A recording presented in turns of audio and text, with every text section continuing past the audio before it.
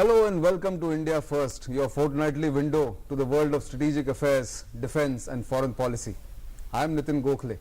Today we are discussing the aftermath of the Uri attack first, and then of course the surgical strikes carried out by Indian special forces across the line of control in the Pakistan occupied Kashmir.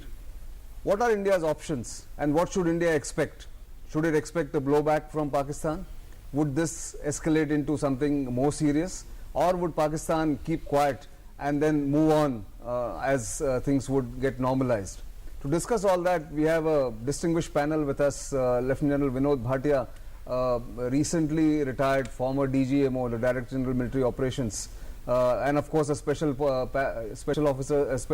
forces officer who has served, of course, in various theatres and also taken part in the Maldives operation way back in 1987.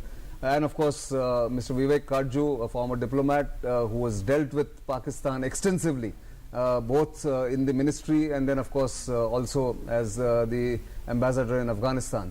If I can start with you, General Bhatia. You know, there is this question which has been repeatedly raised in the last 3 or 4 days after the surgical strikes were carried out and made public, that if India has carried out such actions across the line of control earlier, and there have been reports about it, and which I am sure many people know. What is it that was different from those attacks and this surgical strike that India has now gone and acknowledged and declared it to the world? You see, earlier India never carried out any strikes across. These are very, very local actions. You know, when the infiltration takes place, now the line of control is not a defined sort of a thing. You cannot say this is my territory, this is, though we know where it is exactly. But when you are in a firefight and you may have gone a few meters, 100 meters or 200 meters inside, they're a very local level. It is not the way India has gone in this time. This surgical strikes are a class apart. I would give them 10 out of 10. It's perfect. Firstly, it is at the national level. Right. It's at the strategic level. It's at the operational level. At the tactical level. Right. What India has done is demonstrated a resolve. Right. A strategic resolve. It has demonstrated a political military will. It has come as both a punitive operation, post the Uri, where we had 18 martyrs, now 20 martyrs, and also preemptive strikes, where the the terrorists were waiting to infiltrate into our territories, into J&K and maybe even further beyond, to create more terror. So, and look at the targets we selected. I think we must compliment the Chief of the Army Staff, General Swag, and the Indian Army for selecting the targets.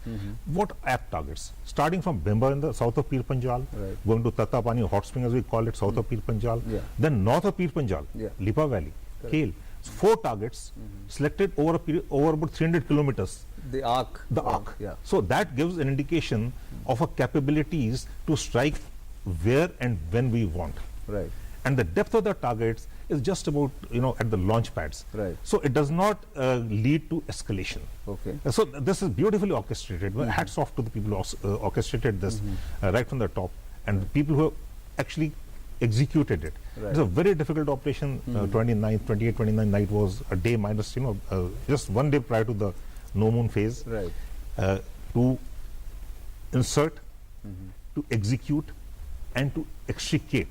I think these are very delicate and operations. Without any casualty. Without any casualties. That's the best part. That's right. And had anything gone wrong, it would have been a national, international embarrassment. Right. So this is the scale we're talking about. There's no comparisons. One is a scale at the, at the absolutely national level with international ramifications. One is a very local level when you are chasing, when you're in a firefight and you may have just strayed across or gone across, even deliberately gone across maybe. But as the Indian Army, we're a professional, disciplined army. We normally do not do things, which are not as per our policy. So these are very well orchestrated facts. So would it be right to say that this was a tactical operation with strategic ramifications and which actually has created a buzz which was not there, and India has actually crossed a Lakshman Rekha in the mind also? Oh, I don't know how to put it across. Actually, I would not say that, to a tactical operation with strategic ramifications is a very commonly used word. This is a little more than that. Okay. Why it's more than that is because, firstly, we have, we have shown a strategic resolve. We have also exercised strategic restraint in selection of the targets. Okay. Okay. You mean Now, it could have been you could have done something more. Right. But look at the targets are exceedingly well selected. Right. It will not lead to escalation. That is one. It has hit where it hurts. Two. Pakistan is in a dilemma. It cannot accept that strikes have taken place, and it cannot ignore that strikes have taken place. Right. So if you look at the whole package, I think it is 10 out of 10. Everything is perfect. Right, great. Mr. Katju, you've dealt with Pakistan extensively. What is your view on this? I mean, how have we changed the discourse, India-Pakistan discourse? Have we changed the discourse with this strike? I think we are in the process of changing the discourse. Okay. Let me try to put it in perspective as I see it. Sure. Ever since 1990, my memory is right, when Sahibzada Yaqub Khan had come here, and we know his role in Pakistani affairs, Yes. and in a meeting with Mr. Gujral, who was then our foreign minister, had warned that Pakistan had nuclear weapons, and therefore in the wake of what was happening in Jammu and Kashmir, Yes. India should not think of using conventional forces because things may escalate. Right. The Pakistanis had projected to the international community and to India as well Yeah. that the use of conventional forces against a terrorist attack was very, very dangerous. Okay. And many Indian strategic thinkers and many in the world had kind of accepted this proposition.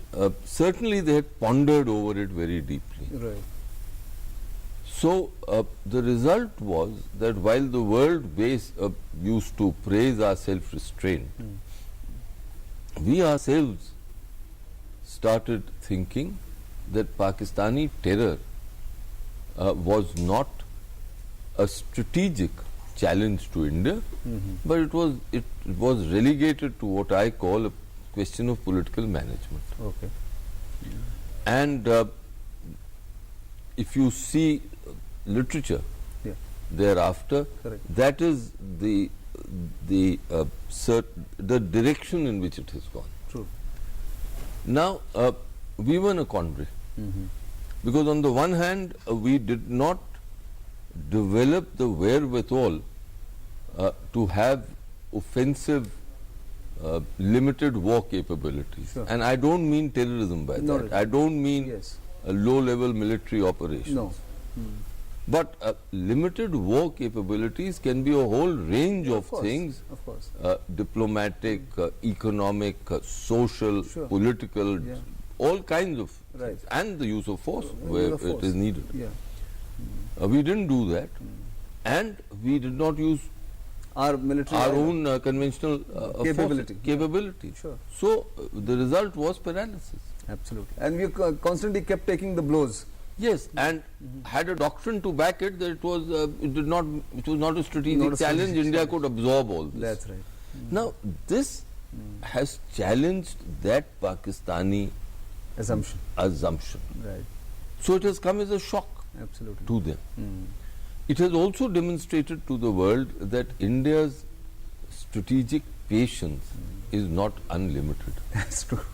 So that is a significance. Yes.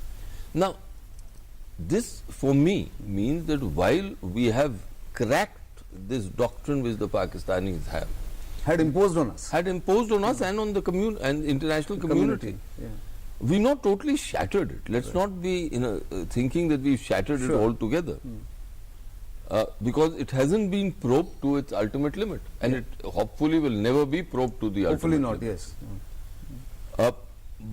Which makes me conclude also that while we've done this and it is very good, and Mr. Modi and his government need to be congratulated for it, yet we have to develop a low intensity counter where we indicate to the Pakistanis that we are having a comprehensive rethink of the very foundations of our Pakistan policy, which was based on the hope that your negativity towards us will one day get transformed, and you would want, as we want, cooperative and friendly ties between the two countries.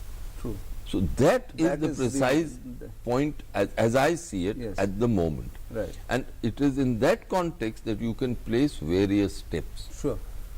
At the same time, to my mind, if all this does not amount to something being knit together,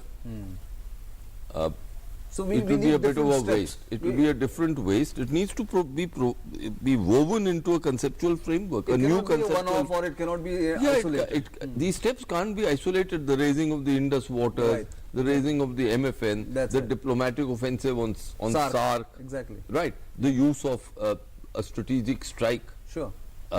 calling for Baluchistan in the human rights context. Yes. All this now has to be knit together to see where are we and what are we really doing. Right. And so, General Bhatia, this as a former soldier, once a soldier, always a soldier. Absolutely. How do you see this sort of playing out in the minds of the serving soldiers? Does this give them a huge confidence? Because, you know, there was this feeling that Indian Army had become very defensive because of the political clearances not coming in for the offensive action. Do you think this will also lead to a bit of a morale booster kind of a thing?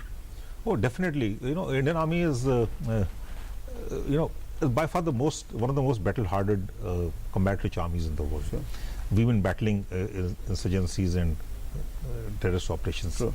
However, there was always a sort of a feeling that we are not, you know, we got much more capabilities and capacities, and Pakistan comes and keeps hitting us, and we do not actually respond the way we should respond. Right. So this is a great moral booster. I think every Indian has felt pride in the strikes. Yes. Every soldier is very, you know, very proud about it, Right. and it has lifted the morale of the army. Yeah. I think it's a very, very good thing that has happened, Right. and it will also give us a mindset now that next time I may be asked to do it. Correct. So I'll be better prepared. Right now, we always thought that, it may happen, may not happen, and I don't think we'll get the political clearances and we'll not get the political backing. Yes. So I think that has changed. Correct. You know, this is a defining sort of a moment where a decision is taken to give the army the, you know, the go-ahead to go and do certain things and give a signal to the Pakistani army that, look, you cannot keep continuing to beat us. We will come and hit you where we want to hit you. Sure. And as somebody who's served in the parachute regiment, and of course and you were at the DGMO at you know, for a considerable period, the use of special forces or even the para forces has been a slightly low-key kind of a thing in the Indian context, although we have done Maldives and you personally you know, participated in it. But do you think now we also should think of using special forces a little more often? Definitely, special forces are the game changers. You know, whenever the nation plays, the special forces play. Or when the special forces play, the nation has to play. Right. It cannot be at the tactical level or operational level. It is mostly used at strategic level. Right. We have not exploited fully. There is much more which needs to be done. Right. Our special forces have to be, you know, structured more properly. What I mean is that if you're going to use the special forces, and the special forces give you, you know, high dividends, high payoffs, Right. and they're highly trained, motivated troops. Yeah. And special operations are very effective tools of the military diplomacy also. It also gives an indication of your, you know, intent, your capacity to get intent, and also threat in being. Right. It's everywhere. So I think what we need to do is get the structures right, you know, Yeah. get a special operations command which has been talked about but not come through, so that you have the intelligence which is joint, you have the planning which is joint, you have the coordination out there, you have the training, the logistics, and of course the operations at the end. Right. And also you have, you know, a say, or not exactly a say, but a coordination at the level of the apex level, at the decision-making level. Right. So they know what your capacities are. They have the confidence in you to use them. We've not been exploited fully. You're right out there. Because I think in the last 1 year or so, two special forces operations have taken place, one in the east and one last week in the west. But we'll talk more about what are India's options going forward and how should India expect Pakistan to react. It is known to be unpredictable, but do we now have a fix on how Pakistan reacts? We'll talk about all that just after this short break. Don't go anywhere. प्रकाश सूर्या जीवन भर साथ का वादा दमदार मजबूती की मिसाल प्रकाश Surya GI pipes चले सालों साल प्रिया दीदी नमस्ते, आप यहाँ राशन खरीदने आई हैं? आइए, मैं जहाँ से लेती हूँ ना वहाँ चलिए, वहाँ सामान भी सस्ता मिलेगा। मेरे लिए सुरक्षा, साफ सफाई और क्वालिटी सबसे ज्यादा जरूरी है। आपको ये देखना चाहिए कि जो चीजें आप खरीद रही हैं, उन्हें कैसे रखा गया है, उन पे धूल मिट्टी पड़ रही है, क्या उनकी सामग्री ताज़ा होती है, क्या इस्तेमाल किया गया पानी पीने लायक है। अपनों की सेहत का ख्याल रखने के लिए हमें सुरक्षा, स्वच्छता और क्वालिटी पर जोर देना चाहिए। वायर खरीदना है बड़ा कंफ्यूजिंग, सेफ्टी चुनूं या करूं सेविंग। अरे सर जी दोनों मिलेंगे, काय को माथा फोड़िंग। चूज आर का बेल्ट डू दी अकलमंद थिंग। अजी इसमें है यूसीटी टेक्नोलॉजी, सेफ्टी है वर्ल्ड क्लास तो सब टेंशन फ्री। अब वेले हुए हम, no more ding dong ding. So choose R का बेल्ट डू दी अकलमंद थिंग। चूज आर का बेल्ट डू दी अकलमंद थिंग। पढ़ने लिखने खेलने के दिन मजदूरी में गवाए, शाम को लौटो तो बापू पूछे कितने पैसे कमाए। कितना अच्छा होता जो मैं स्कूल जाता, लिखता पढ़ता, लौटता तो बापू पूछता बोलो क्या सीख कर आए। आपके बच्चों की आंखों में एक सपना है जिसे शिक्षा ही सच कर सकती है। मजदूरी नहीं, 14 वर्ष से कम उम्र में बाल श्रम करवाना कानूनन अपराध है। श्रीमान श्रीमती ने किया अपना घर बुक, मनाई खुशियाँ, बांटी मिठाइयाँ, दिन महीने हुए, महीने बने साल, पर कंस्ट्रक्शन ना आगे बढ़ा। जैसे जैसे पोजीशन आगे बढ़ता गया, दिल उतनी ही तेजी से धड़कता गया। बिल्डर से की बात तो जवाब वही गोलमाल, पर श्रीमान श्रीमती ने हार ना मानी, रास्ता ढूंढा, पहुँचे कंज्यूमर कोर्ट। न्याय तो मिला, हर जाना भी मिला और बिल्डर को करारा सबक मिला।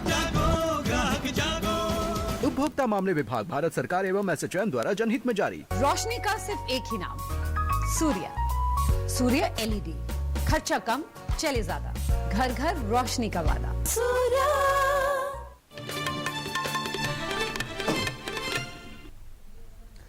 Welcome back. We are discussing the post-surgical strike developments and of course how Pakistan may react and what are India's options going forward.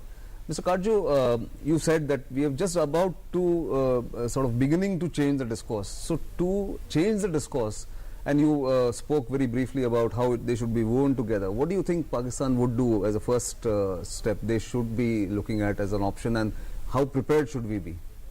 Look, I think their long-term objective would be the restoration of their doctrine, because it has served them extremely well. Yes. Once this is removed, the doctrine, then the pursuit of low-intensity war becomes difficult, because there will be Indian responses, and those don't have to be on every case, Not necessarily. but as and when you want. Yes, of course. Now, how will they do that? At the moment, they are in a bit of a fix, Right. because they haven't acknowledged that there was Yeah, exactly. that there were these surgical strikes. If anything, they've tried to repudiate it That's right. by taking journalists Journalists there. there. and Disinformation saying, campaign has begun, really. that there's nothing there, have a look, villagers being brought, all Yeah. the rest, all the charade is Yes, being played that's this there. game. So, as of now, I think the only thing that they can do is to provoke India further. Right. And then to try to project to the world that India has not responded Right. across the line. Yeah. Yeah. And therefore, what had happened, Yeah. what the Indians claimed was simply has not untrue. happened, yeah. Simply untrue. Now, for that purpose, what can they do? I think the danger of a large attack, terrorist attack, is there, except that they know that if they indulge in that, it will attract international opprobrium. And further isolate them. Well, you see, the word isolation has different connotations. Right. It will make them come under greater pressure. Pressure. Yeah. The word isolation, I think, is a misleading word, because in the modern day and age, You can't. no country is truly isolated. True. Because some business has to be done with that Yes. country. Yeah, yeah, of course. India with Pakistan has diplomatic missions. Right. You have humanitarian concerns which need, for the addressing of which authorities have to be in contact. Right. There are other things. Yeah, sure. So, I agree. So, but it is pressure. That pressure, is why. yeah. Now they will come under much greater pressure. On the other hand, I think the kind of attack that we've seen in Baramulla, these probes will continue. And the Indian Army has done well to prevent these terrorists from really succeeding in their designs. I think General Saab would know much more, but anyone at the perimeter is always vulnerable. Always vulnerable. It is common sense that he is vulnerable, especially as the element of surprise is with the perpetrator. But once that is discounted, then of course we've done well to hold it, and this will have to be fortified. The defences will have to be fortified. No, I mean, we were just actually, I didn't want to talk too much about, and let's not talk too much about this Baramulla attack because it keeps happening. But do you think this was just a standoff fire and they just wanted to probe, or was it a little more, they activated their sleeper cells? No, it is a standoff attack. In two places they just fired and then they just went away. Right. Very sad that one of the BSI Jawans were martyred. But it was a standoff attack, and these would be resident terrorists. It couldn't be couldn't have come from across. They couldn't have infiltrated right now, given the situation along the line of control. But Pakistan will continue to fuel the insurgency. And right now we're into October, so it's got a month and a half. For the last bit before the winter sets in. That's right. It has lost the momentum which it had gained in the month of July, August. That's right. That is there. And then the festive season is coming. Exactly. So I think it's not only the army, it is the police and the intelligencies internally, and even our public, which has to be very careful. They may try and carry out a high visibility attack in one of the metros, in one of the cities. They may try to carry out some attacks along more vulnerable or soft bellies along the border area with the admin installation of the army or the air force, for that matter. That's right. So it is not that this attack would say, okay, Pakistan will give out state policy of executing terror attacks. That will not happen. That will not. It's been about quarter century that they've been using 26 years. December of '89, and let's say 2 more 27 months. years actually. 27 years, a long time. And I think it's not going to go away. But the fact is, we have raised the costs, we have raised the bar, and Pakistan will not be emboldened as it was emboldened earlier. It cannot carry out attacks in impunity as it was doing earlier. The terror camps have moved away. Yes. There are 42 of these terror camps, about 4 or 5 of them were dormant, the others are active. They have to move them away to safer places, deeper places. So, it's a state policy. Policy will not change. But the cost of that has gone up. So when the costs go up, the chances of their success also recedes that much. But I think we'll have to be careful for the next, till the about a month and a half, till the festive season, because the high visibility attack could be there. Is a possibility. Is a major possibility. Yes, you're right. But Mr. Katju, moving away from the military options and this thing, we have done diplomatically quite well. If you look at the SARC, how we have exceedingly well. Exceedingly well. Okay. As a diplomat, if you're saying that, I'm glad you're doing that. What about the Indus Waters Treaty? I mean, we have to only revisit it. The moment we said this, there was people started sweating in Pakistan. Some of the ministers and all that saying that if you do that, we'll go to the UN. We will, sort of retaliate. All that. What is your view on that? Look, waters is a very, very sensitive subject in Pakistan. Right. If you see the literature of the 1950s, it makes it evident that one of the things that Pakistan used to charge India with was bad intentions on water. Right. In the sense that India would try to ensure that water doesn't flow to Pakistan. Sure. Now all that was highly exaggerated, but there it was. Sure. And one of the reasons why the Indus Waters Treaty was entered into, even though it was highly favorable to Pakistan and almost one-sided, was to give the Pakistanis an assurance that we will not tinker around with water, and here is a treaty. And the hope that the treaty was premised on, that that they'll give them greater confidence, therefore they won't be so good neighborly conduct. Exactly. All that has never come about. So now what are we saying? We are saying that, look, all that treaties are dependent on good faith. And good, both parties actually be doing it in good faith. In good faith. That the entire spectrum of the relationship has to be seen. That's right.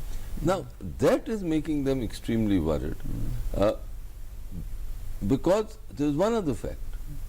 In recent years, what the Pakistanis were asking for, though not officially, Right. but if you see in their civil society circles, in their think tank circuit, Right.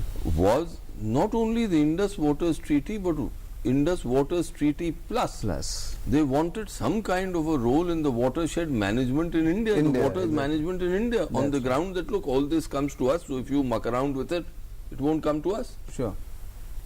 So all this is making them extremely nervous that India may, for one, use the treaty waters to the fullest extent. Yes. And two, that if we persist with our present policy, on waters will India take a hard look. Right.